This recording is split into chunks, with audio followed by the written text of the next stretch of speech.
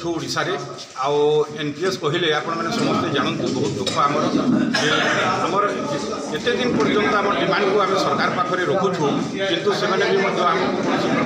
आमर कर्णपात करूना तेणुक आम समस्ते मनस्थ करूँ जे यही समय आम आंदोलन को आसिक जमीती है आम डिमांड नहीं जीवु बोलिकी एवं जो दुई गोटे डिमांड आम रखीचु सार आमर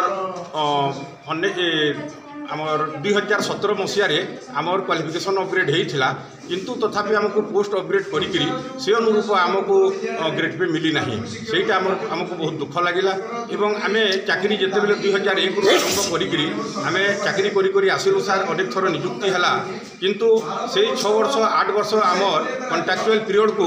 आम सर्विस बुक रे सार जीरो कर दिया गला सहीटा आमको बहुत दुख लगुच जिनिसटा यहीटा को सरकार न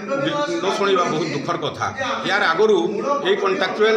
कहीकि माने बहुत विभाग रे माने कंट्राक्चुअल को तांको नेशनल इंक्रीमेंट देकरी ताकू रेगुलराइज कर दियागला मात्र आमर ये प्राइमरी टीचर को सार छाड़ी दियागला से आम बहुत दुखित एवं शिक्षक समाज आमर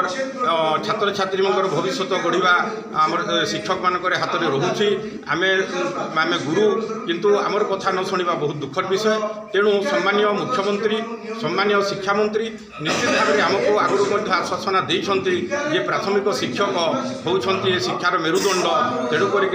आम कि ना कि करूँ बोलिकी कही आसुँच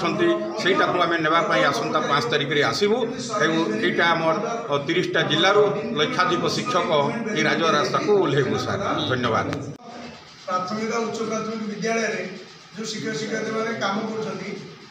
कर मूल 2टा दाबी सरकार बहुत दिन इग्नोर कर मूल दाबी भितर आम रही प्राथमिक शिक्षक मूल पदवी को आम लेवल 9 रे परिणत करी आमर 35,400 दरमा प्रदान करवा। द्वितीय दाबी हूँ विगत सरकार रे जो ठिका प्रथा उच्छेद करा से ठिका प्रथा उच्छेद रु आम प्राथमिक शिक्षक मैंने बंची देलु आम जो नेशनल इंक्रीमेंट अच्छी सर्विस बेनिफिट आम जहाँ अच्छी 6 वर्षर ऊर्ध समय पूर्व सरकार दे नथिले यही सरकार रे 2 वर्ष धरी आम सरकार विभिन्न प्लाटफर्म जहाँ बड़ भाई आम कहते आम सम्मानीय मुख्यमंत्री महोदय शिक्षा मंत्री आम विभिन्न विभाग मंत्री कमिशनर सचिव को आमर एक कथा उपस्थापन करूँ बारंबार सरकार आमको समय नहीं जेहेतु एड़े जाइए तेणु ये परिस्थिति रे आम आउ बात पाइनु आज तारीख रे 314 ब्लॉक रे आम माननीय मुख्यमंत्री को उद्देश्य आमर जो दाबी अच्छी 2 दफा दाबी को माननीय मुख्यमंत्री को उद्देश्य प्रदान करुँ आम दाबी अच्छी पूरण न कराए 5 तारिख रे लोयर पीएमजी रे आमर लक्षाधिक शिक्षक जो धारणा समावेश जारी सभापति संबलपुर प्रमोद भाई कौन कहे आपंकर तो आज प्रेसमिट करते प्रेसमिट कर सरकार को आप अवगत करने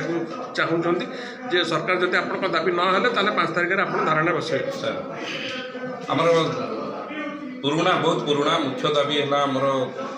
2001 मसीह वर्तमान पर्यंत आमर जी अद्यावधि जी नियुक्त होती शिक्षा सहायक भाव में समस्त को नेशनल इंक्रीमेंट दे आमर ठिका कार्यकाल को मूल चाकरी गणना करने आम विगत दिन अनुरोध करूँ एवं आमर आउ गोटे दाबी है आमर मूल पोस्ट को अपग्रेड होगी 2017 मसीह किंतु वर्तमान पर्यंत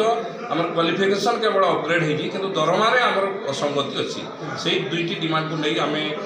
बहुत थर सरकार को विगत सरकार ए नुआ सरकार समस्त को आम बारंबार जनईचु से आम आगामी 4 तारिख सुधा जब दाबी पूरण ना 5 तारिख आम महासमावेश आम लोयर पीएमजी भुवनेश्वर में पहुँचे।